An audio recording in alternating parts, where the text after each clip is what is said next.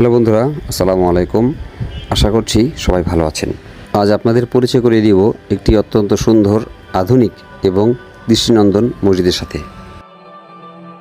Narayanganj city কর্পোরেশনের বন্দর অঞ্চলের 23 নং ওয়ার্ডে ঐতিহাসিক কদম রসুল দরগাহের পাশে এবং আলী আহমদ চুনকা সড়ক সংলগ্ন এলাকায় মসজিদটি অবস্থিত। অনিন্দ্য সুন্দর এই মসজিদটির নাম পাক পাঞ্জাতন সিটি জামে মসজিদ। নারায়ণগঞ্জ সিটি কর্পোরেশনের নিজস্ব অর্থায়নে প্রায় 9 কোটি টাকা ব্যয়ে এই দৃষ্টিনন্দন মসজিদটি নির্মাণ করা হয়। 2019 সালের 14 মার্চ এর ভিত্তিপ্রস্তর স্থাপন করেছিলেন সিটি কর্পোরেশনের তৎকালীন মেয়র ডক্টর সেলিন হায়াত আইভি।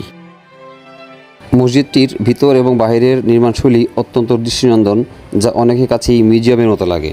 মসজিদের প্রথম কাতারের উপরে বিশাল আকৃতির একটি ঝাড়বাতি রয়েছে, যা ভিতরের আলোকসজ্জায় এক অনন্য মাত্রা যোগ করেছে। মেহগনি কাঠের কারুকার্য খচিত দরজা, ইমামের মিম্বর ও খুতবা পাঠের স্থানটি মসজিদের ভিতরের সৌন্দর্যের অন্যতম মূল কারণ।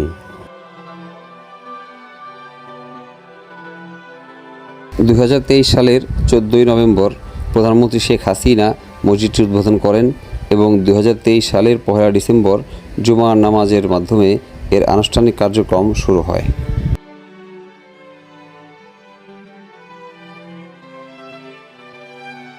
চব্বিশ শতক জমির ওপর নির্মিত এই 5তলা মসজিদের প্রতি ফ্লোরের আয়তন প্রায় 4800 বর্গফুট। মসজিদটিতে একসাথে প্রায় 3500 মুসল্লি নামাজ আদায় করতে পারে।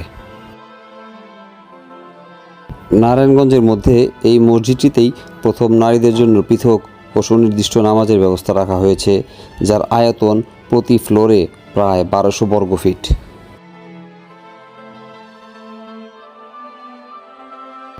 দৃষ্টিনন্দন এই মসজিদটিতে নামাজ আদায়ের পাশাপাশি ইমাম মুয়াজ্জিনের আবাসন, আধুনিক টয়লেট এবং শিশু শিক্ষা ও মৃতদেহ গোসলের ব্যবস্থাও রয়েছে।